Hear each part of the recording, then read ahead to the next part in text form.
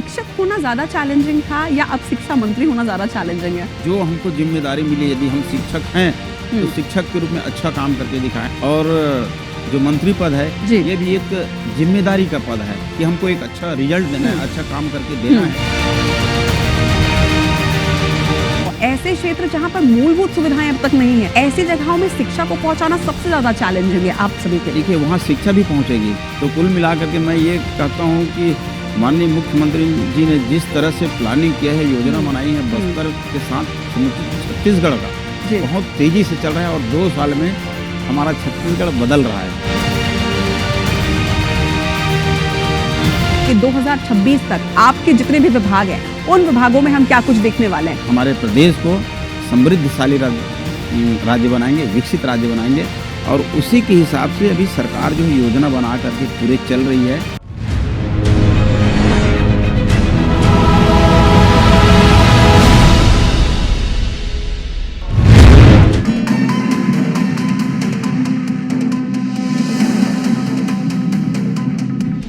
Mind summit 2025 में आप सभी का बहुत बहुत स्वागत है।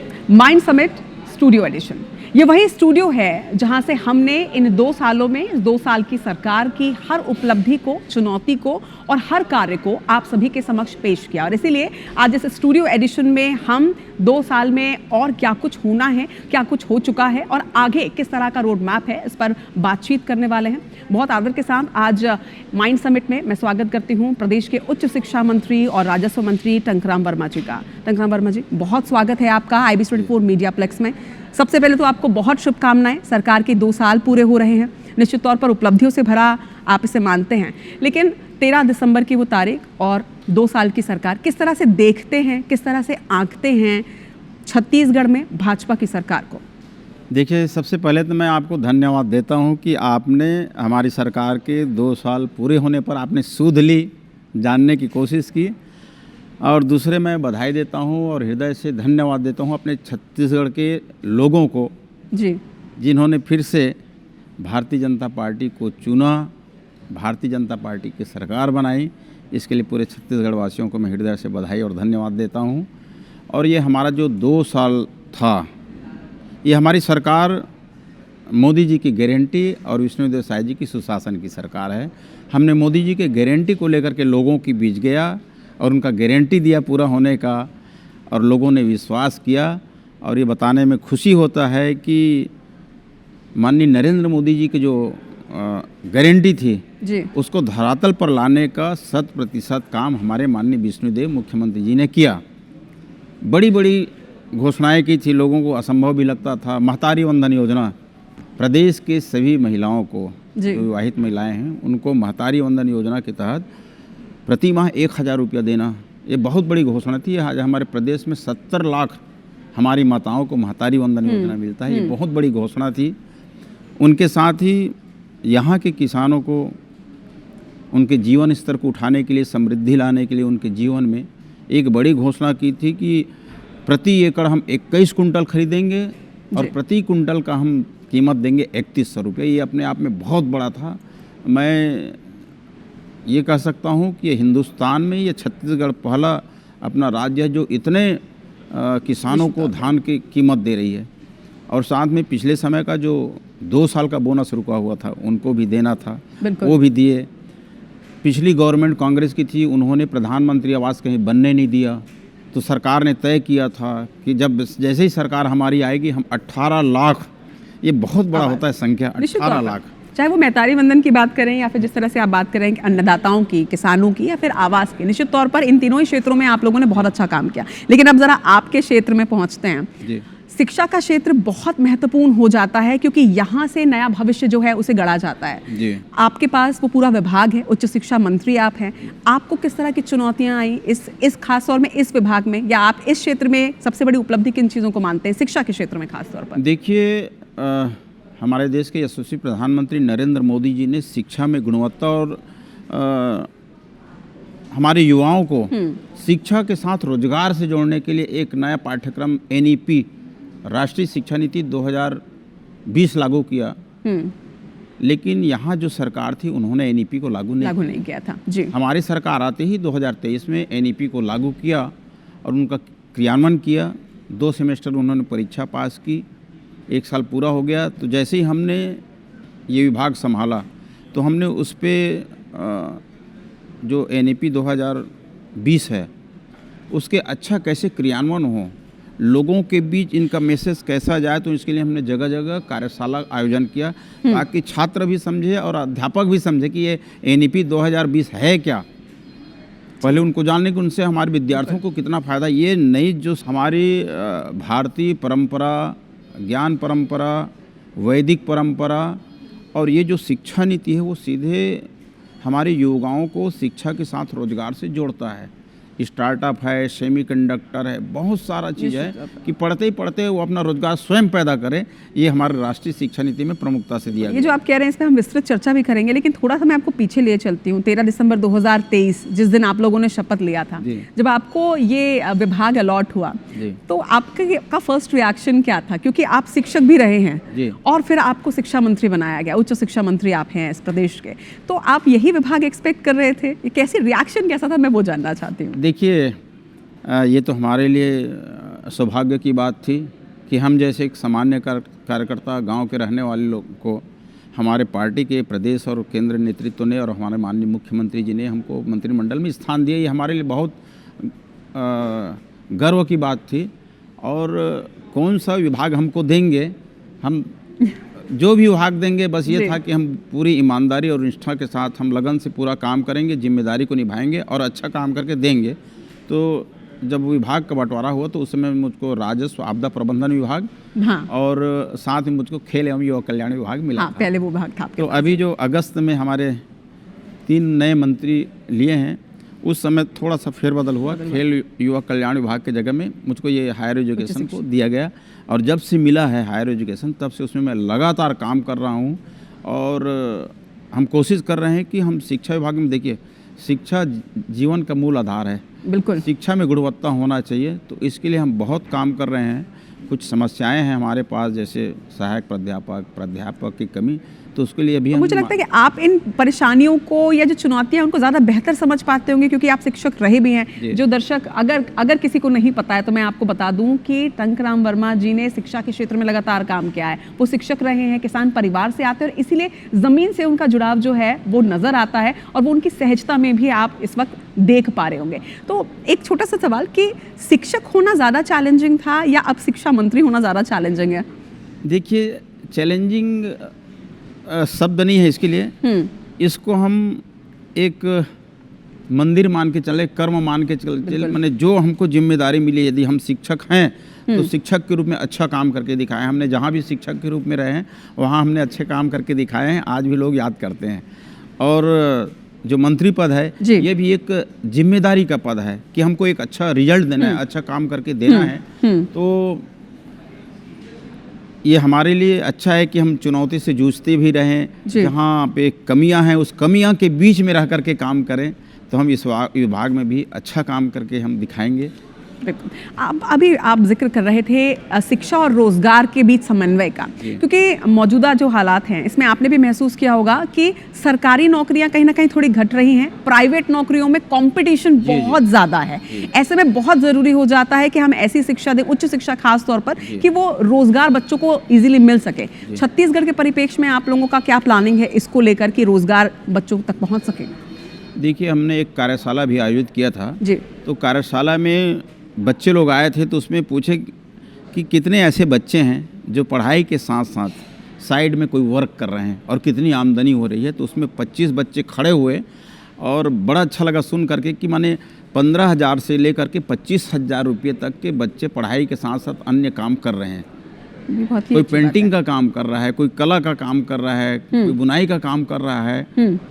तो ये जो नई शिक्षा नीति हमारी है उसी पे आधारित है कि हम पढ़ाई के साथ साथ, जैसे मैंने सेमीकंडक्टर का बात किया, स्टार्टअप का बात किया और बहुत से मैकेनिकल का काम है, तो वहाँ से हमारे बच्चे जो है रोजगार के साथ वहाँ से बाहर निकलेंगे। आज सरकारी नौकरियाँ बहुत कम है, प्राइवेट सेक्टर में जैसा बताया बिल्कुल कंपटीशन बहुत ज़्यादा है। तो इन दोनों के बीच तीसरा रास्ता ये है जिसमें सारे हमारे जो युवा हैं उनको रोजगार मिल सकता है। हमारे प्रधानमंत्री माननीय नरेंद्र मोदी जी ने भी एक विश्वकर्मा योजना लागू किया है, जिसमें वहाँ पे सिखाते हैं रोजगार के अलग अलग क्षेत्रों में कि क्या करना है, उनको ट्रेनिंग देते हैं। Skill development. हाँ, स्किल डेवलपमेंट ट्रेनिंग के बाद सरकार ने उनके लिए आर्थिक सहायता, मतलब लोन का भी उसमें बिना गारंटी के लोन, तो इससे वो अपना रोजगार सृजन कर सकते हैं।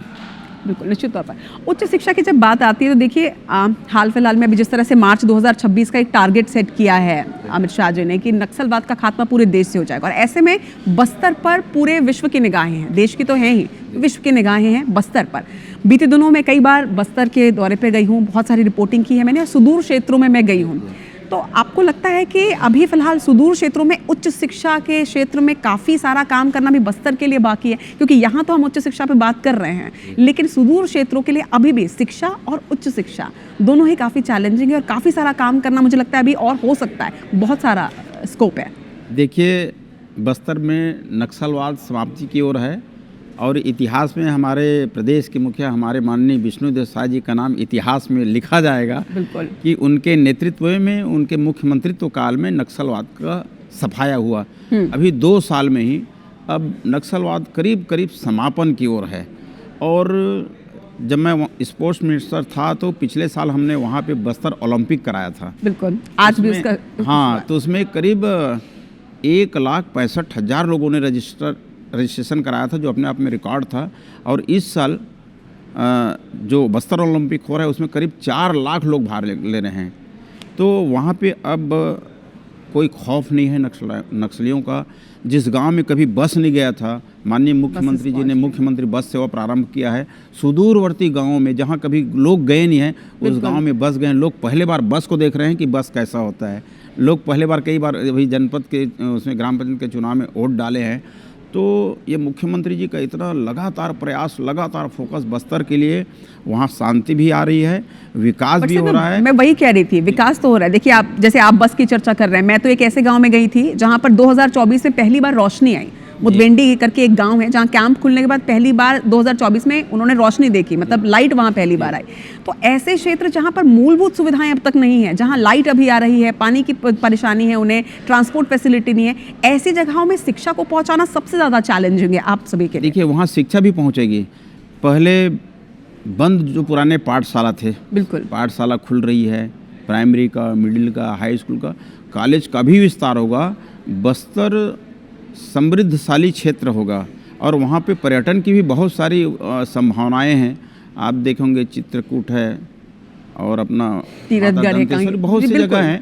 तो बस्तर सांस्कृतिक रूप से भी काफ़ी समृद्ध है बस्तर का क्षेत्र, तो बहुत तेज़ी से विकास होगा। नक्सलाइटों के जो अभी लगातार समर्पण कर रहे हैं, सरकार ने उसके लिए भी पुनर्वास नीति लाई है, उनको पुनर्वास कर रहे हैं, रोजगार दे रहे हैं। तो कुल मिलाकर के मैं ये कहता हूँ कि माननीय मुख्यमंत्री जी ने जिस तरह से प्लानिंग किया है, योजना बनाई है, बस्तर के साथ समूची छत्तीसगढ़ का बहुत तेज़ी से चल रहा है। और 2 साल में हमारा छत्तीसगढ़ बदल रहा है। निश्चित तौर पर बदलते छत्तीसगढ़ को सभी देख रहे हैं, और दर्शक भी इस बात को बिल्कुल एक्सेप्ट करेंगे कि छत्तीसगढ़ बहुत तेज़ी से विकास की दिशा में आगे बढ़ रहा है, और उतनी तेज़ी से बस्तर भी जो है वो बदल रहा है। और यही वजह है शायद कि विकास में थोड़ी तेज़ी जो है थोड़ी ज़्यादा हो गई। बीते दिनों मैं आपको सुन रही थी, समीक्षा बैठक थी आपके विभाग की, सभी विभागों की, उसमें आपने कहा कि गुणवत्तापूर्ण शिक्षा प्रदान करना आप लोगों का लक्ष्य है। किस तरह से गुणवत्ता में इजाफा किस तरह से आप लोग करने वाले हैं, क्या प्लानिंग है? हमने ये तो सुना कि गुणवत्तापूर्ण शिक्षा मिलेगी, लेकिन कैसे मिलेगी, क्या प्लानिंग है उसकी? देखिए, गुणवत्तापूर्ण शिक्षा हमने बैठक लेकर के हमने साफ निर्देश किया है कि भाई कॉलेज का जो टाइमिंग है, उस टाइमिंग में पूरे प्राध्यापक को, सहायक प्राध्यापक को, प्राचार्य को उपस्थित रहना। इसके लिए हमने बायोमेट्रिक अटेंडेंस का भी हमने वो किया है, और पूरे क्लास पूरे टाइम तक लगना चाहिए। और अध्यापक में भी कई अध्यापक रोते रहते हैं कि मेरा तो पदोन्नति का मामला पड़ा हुआ है, तो मेरा ये इंक्रीमेंट का मामला पड़ा है, ऐसे थोड़ा मायूस रहते हैं। तो मैंने ये कहा कि जो हमारे प्राध्यापक हैं, सहायक प्राध्यापक हैं, उनके जो मामले हैं उनका त्वरित निराकरण हो। आप अध्यापकों का, प्राध्यापकों का अगर मामला को रखे रहेंगे, वो मन से खुश नहीं रहेगा तो पढ़ाई क्या करेगा। तो उसके जितने लंबित प्रकरण हैं उसका तत्काल निपटारा हो। हमने अभी आने वाला जनवरी तक हमने टारगेट दिया है कि जो उनके लंबित प्रकरण हैं, चाहे वो पदोन्नति का मामला हो, चाहे उनके जो प्रोविजनल पीरियड की समाप्ति का मामला हो, जो तरह की आर्थिक उनकी। सर इसमें एक चीज़ मैं कहूँगी कि ये अभी की बात नहीं, हमेशा की ये बात है कि शिक्षक जो है, शिक्षक हमेशा परेशान रहते हैं, कभी एक आंदोलन कर रहे होते हैं, कभी कुछ मांग कर रहे होते हैं, कभी कुछ मांग कर रहे होते हैं, और इस वजह से शिक्षा काफ़ी ज़्यादा प्रभावित भी होती है। वहीं शिक्षा भर्ती को भी लेकर लगातार सवाल उठ रहे होते हैं। शिक्षक भर्ती को लेकर भी आप लोगों ने कुछ सोचा हुआ है आगे कि इसमें इससे जुड़ी कोई समस्या ना आए? क्योंकि हम देखते हैं कि सेशन, कोई सा भी सेशन हो, वो सुचारू रूप से हो ही नहीं पाता, क्योंकि शिक्षक आए दिन अपनी अलग अलग मांगों को लेकर प्रदर्शन कर रहे होते हैं। अभी देखिए, हमने शिक्षा में वही गुणवत्ता लाने के लिए हमारे पास जो प्राध्यापक की कमियां थी उसको हम भर्ती कर रहे हैं। अभी एक आध महीने में पीएससी से प्राध्यापकों की भर्ती हो जाएगी। अभी हमारे माननीय मुख्यमंत्री जी ने 625 प्राध्यापक की भर्ती का वित्तीय स्वीकृति दिए हैं, ग्रंथपाल का दिए हैं, और उनका हमारे जो स्पोर्ट्स टीचर हैं उनका दिए हैं। तो जो रिक्त पद हैं उस रिक्त पद को हम भरने जा रहे हैं, क्योंकि एनईपी का इतना बड़ा विषय है, इतने सारे विषय हैं कि संबंधित विषय का वहाँ पे अध्यापक होना जरूरी है। तो हमारे माननीय मुख्यमंत्री जी ने भी शिक्षा में गुणवत्ता लाने के लिए काफ़ी स्वीकृतियां दे रहे हैं। बहुत से लोग ये सवाल उठाते हैं कि सरकार के पास तो बजट ही नहीं है, मेहतारी वंदन योजना हो या फिर बोनस हो, उसमें सारा बजट आप लोग निकाल देते हैं। ऐसे में शिक्षा के क्षेत्र के लिए बजट नहीं है, इसी वजह से कहीं ना कहीं इंफ्रास्ट्रक्चर डेवलप उस तरह से नहीं हो पा रहा है। क्योंकि हमने कई बार देखी हैं ऐसी तस्वीरें भी कि भवन जर्जर हो चुके हैं, भवन नहीं है कुछ स्कूलों के पास, ऐसे ही बच्चे पढ़ाई कर रहे होते हैं। तो बजट को लेकर क्या वाकई में दिक्कत है? क्या यही वजह कि इंफ्रास्ट्रक्चर नहीं बढ़ रहा है? छत्तीसगढ़ में बजट की कोई कमी नहीं है। अभी 2 साल में अधोसंरचना में इतने काम हुए, इतने निर्माण हुए हैं। आप पिछला 5 साल को देखेंगे तो पिछले 5 साल पिछली सरकार में कोई काम नहीं हुआ है।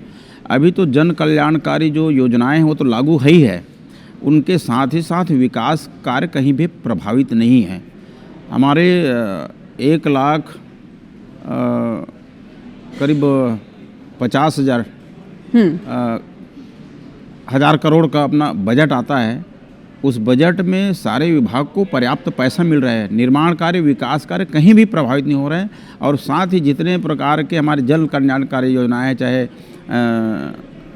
आदिवासी क्षेत्र में गुड़ चना देना हो, चाहे बीपीएल चावल देना हो, एपीएल चावल देना हो, महतारी वंदन का पैसा है, किसानों को बोनस है, और हमारे जो भूमिहीन कृषि मजदूर हैं उनके भी खाते में 10,000 रुपया डाला जाता है। कोई काम प्रभावित नहीं हो रहा है और विकास भी तेज़ी से हो रहे हैं। आप देख रहे हैं सड़कों का निर्माण, पुल का निर्माण, पीएससी भवन का निर्माण हो, चाहे विद्यालय का, सब चल रहे हैं।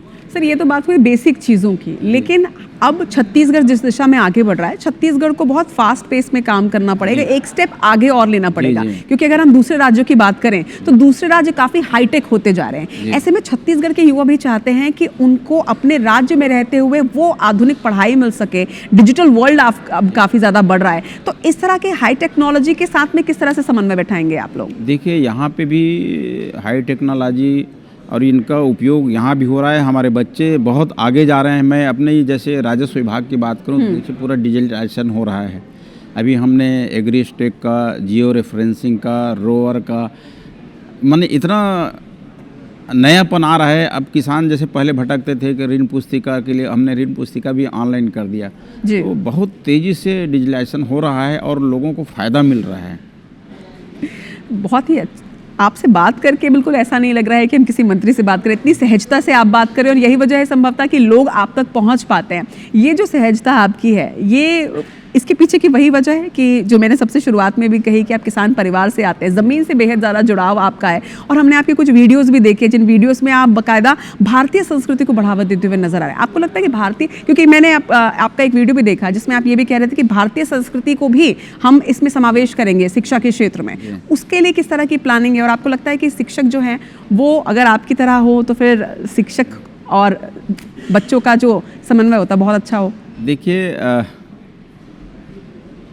शिक्षा और संस्कार ये दोनों हमारे जीवन के ये 2 मूलभूत पक्ष हैं। अगर हम शिक्षा को ही लेकर चलें, संस्कार को छोड़ दें तो भी जीवन अधूरा रहेगा। शिक्षा के साथ संस्कार होना ज़रूरी है। और हमारी जो संस्कृति है, हमारी भारत की संस्कृति है, बहुत अद्भुत है। और मैं तो गांव में पढ़ा लिखा, गांव में रचा बसा हूँ। तो पहले जैसे ही टंकराम वर्मा था वैसे ही आज भी टंकराम वर्मा हूँ। मेरे अंदर कोई बदलाव या परिवर्तन ऐसा नहीं है जी। तो मैं सहज भाव से लोगों से मिलना, लोगों की बातें सुनना और लोगों का काम करना जितना हो सकता है ना। और हमारे बलौदाबाजार, मेरा मूल बलौदाबाजार विधानसभा है, बिल्कुल। तो वहाँ भी 2 साल में काफ़ी बदलाव देखने को मिल रहे हैं। तेज़ी से विकास हो रहा है और माननीय मुख्यमंत्री जी का हमेशा आशीर्वाद रहता है। और केवल बलौदाबाजार ही नहीं, उनके लिए तो पूरा 90 विधानसभा एक बराबर है। सभी तरह चहुमुखी विकास हो रहा है निश्चित तौर पर। और यही वजह है कि माइंड समिट में हम कह रहे हैं 2 साल की सरकार में किन चुनौतियों को पार करते हुए जिन उपलब्धियों को हासिल किया सरकार ने, वो आज हमने आप तक पहुंचाया। लेकिन 2 साल तो आप लोगों की उपलब्धियों से भरे रहे हैं, लेकिन अब अगला 1 साल, क्योंकि उपलब्धियों को सेलिब्रेट करने के साथ ही अगले 1 साल का एक रोड मैप भी होगा। तो मुझे लगता है कि आज माइंड समिट में जो दर्शक हमें इस वक्त देख रहे हैं, उनके लिए आप क्या कहना चाहेंगे कि 2026 तक आपके जितने भी विभाग हैं, उन विभागों में हम क्या कुछ देखने वाले हैं? कोई प्रॉमिस जो आप करना चाहें, ताकि जब 2026 का माइंड समिट हम करेंगे और जब आप और मैं ऐसे बैठे होंगे तो हम उस पर आपसे क्वेश्चन कर पाएंगे कि आपने ये वादा किया था हमारे माइंड समिट में, आपने इन्हें पूरा किया कि नहीं? देखिए, हमारे प्रदेश के मुखिया, हमारे माननीय मुख्यमंत्री जी ने माइंड सेट करके रखा हुआ है कि जो मोदी जी का विजन है 2047 तक भारत को विकसित राष्ट्र बनाना है, सशक्त राष्ट्र बनाना है, सक्षम राष्ट्र बनाना है। उसी तर्ज पे हमारे माननीय मुख्यमंत्री जी ने भी तय कर लिया है कि हमको 2047 तक इस छत्तीसगढ़ को देश के अग्रणी राज्य में खड़ा करना है और हम उस समय तक हमारे प्रदेश को समृद्धशाली राज्य बनाएंगे, विकसित राज्य बनाएंगे। और उसी के हिसाब से अभी सरकार जो है योजना बना करके पूरे चल रही है, उसी पैटर्न पे चल रही है। और हम सब सहयोगी हैं माननीय मुख्यमंत्री जी के, उनके निर्देश, उनके मार्गदर्शन में हम लोग भी अपने अपने विभाग में कुल मिला करके हम छत्तीसगढ़ प्रदेश को कितना अच्छा उन्नतशील समृद्धशाली बनाएंगे। यहाँ के रहने वाले गरीबों का, बेरोजगारों का, किसानों का, व्यापारियों का, उद्योगपतियों का हम उनको कैसे सहयोग करेंगे, सब मिलजुल करके सब आगे बढ़ेंगे तो हमारा छत्तीसगढ़ प्रदेश आगे बढ़ेगा। निश्चित तौर पे बिल्कुल। तो ये संभव भी तभी हो पाएगा जब शिक्षित हमारा प्रदेश होगा, बच्चे शिक्षित होंगे, क्योंकि वही जो हैं वही आगे भविष्य को गढ़ने वाले हैं। हमारे साथ बलौदाबाजार के विधायक और उच्च शिक्षा मंत्री, राजस्व मंत्री टंकराम वर्मा जी थे, जिनको आपने सुना और जाना कि ना सिर्फ चैलेंजेस क्या हैं, बल्कि इसके साथ ही आगे 2026 तक के लिए वो रोड मैप क्या है, जिसके थ्रू अब छत्तीसगढ़ तेजी से आगे बढ़ने वाला है। बहुत शुक्रिया सर आज हमारे साथ जुड़ने के लिए, और बहुत शुभकामनाएं एक बार फिर से आपको भी और भाजपा सरकार को भी। 2 साल का ये अद्भुत आप लोगों का साल रहा है। आगे आने वाले 3 साल में उम्मीद करते हैं कि और ज़्यादा उपलब्धियां जो हैं वो मिलेंगी, और छत्तीसगढ़ को जिस तरह से उन्नत छत्तीसगढ़ बनाने का सपना आप लोगों ने देखा है वो बिल्कुल हम देख पाएंगे, और इसी तरह से माइंड समिट में फिर से अगले साल आप सभी से बातचीत कर पाएंगे। बहुत बहुत शुक्रिया। देखिए, हम IBC 24 को बहुत बहुत बधाई देते हैं, और ये तो मीडिया जो है प्रजातंत्र का चौथा आधार स्तंभ है। आपके जरिए लोगों की बात हमारे तक पहुंचती है और हमारी बात जो है लोगों तक पहुंचती है। देश के विकास में और मोदी जी के जो विज़न है 2047, इनको पूरा करने में आप सबका अहम भूमिका रहेगा। मैं आप सबको बहुत बहुत धन्यवाद देता हूँ। शुक्रिया। तो मोदी जी की गारंटी, विष्णुदेव जी का सुशासन, और इसके साथ ही टंकराम वर्मा जी जिस तरह से लगातार अपने विभागों में काम कर रहे हैं, ये हमने आप तक पहुंचाया। देखते रहिए आप माइंड समिट, क्योंकि अगले सेशन में एक और मंत्री से हम खास बातचीत करने वाले हैं।